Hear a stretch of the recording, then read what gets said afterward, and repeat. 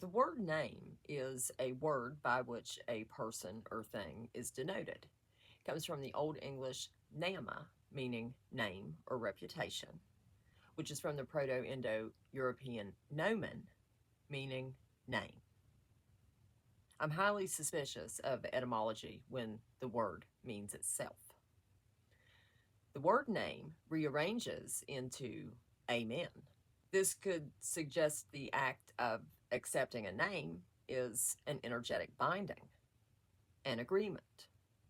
Amen is one of the names that the demiurge or the parasitic system that hijacked this realm is known by. Amun Ra is another. In reverse, the word name spells E-man, like the energy of man. A name binds us to the system. E-man ties into the idea that our lives have been reduced to digital assets, data points, or batteries for the system. There are legal name traps in play, deceptive wording that involves the birth certificate and the creation of straw men. The entity that acts in court on your behalf is the straw man, not a living entity. The legal system doesn't recognize the living man, only the corporate fiction, the all caps name on your birth certificate. When you use that name, you're acting as an agent of that legal fiction. The trap lies in agreeing to be the fiction rather than the living soul. But a lot of people aren't even aware that this trap takes place. It happens when we're infants. Our parents essentially sell us to the system with the birth certificate, and they don't know any better. It's not their fault. Name also reminds me of neigh, like a horse.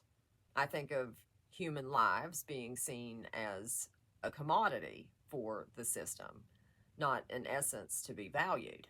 Horses are valued for utility, not essence, just like how many people are treated under the control system. Horses are branded. Humans, too, are branded with names and social security numbers. We're stabled in cities and jobs, prisons, and we're constantly ridden by external forces, governments and corporations.